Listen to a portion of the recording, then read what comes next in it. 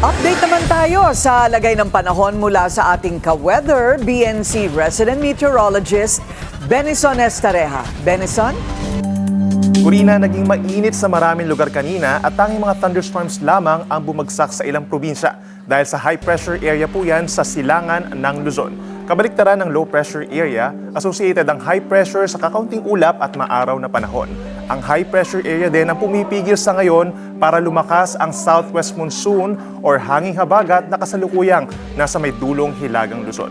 Ayon sa Pag-asa, patuloy na iihip ang mahinang habagat hanggang weekend at posibleng magpaulan dito sa may Ilocos Region, Zambales at mga kalapit na lugar. Habang sa ibang parte ng bansa, either maaliwalas o bahagyang maulap pa rin ang kalangitan na may saglit na pag-ulan. Sabi din ng Pag-asa, bagamat may namataan na low pressure area far east of Mindanao, wala pang aasahang bagyo na papasok ng PAR hanggang this weekend. However, bago matapos ang Hulyo, posible pa rin po ang isang bagyo. Sa weather forecast ng Pag-asa bukas, July 17, araw po ng Biyernes, may tsansa ng may hilang ulan sa Bicol Region pagsapit po ng madaling araw, habang magiging maaraw pa rin sa buong Luzon mula umaga hanggang tanghali.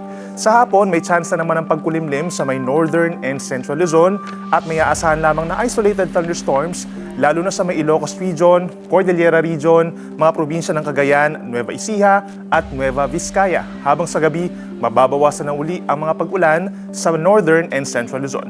Sa mga nasa Palawan, Visayas at Mindanao bukas, either magiging maaraw din o makulimlim na may saglitang ulan sa inyong lugar.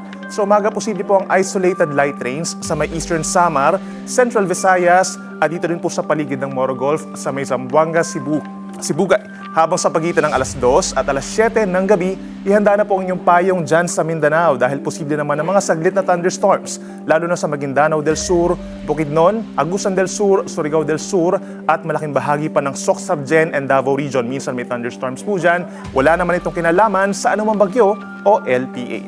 At yan muna napapanahong balita ngayong Webes. Ako po inyong ka-weather Benison Estareja na nagsasabing ang swerte darating sa tamang panahon. Manatiling nakatutok sa Bilyonaryo News Channel. Sumubaybay sa aming social media accounts at mag-subscribe sa aming YouTube channel para sa mga bago at eksklusibong balita.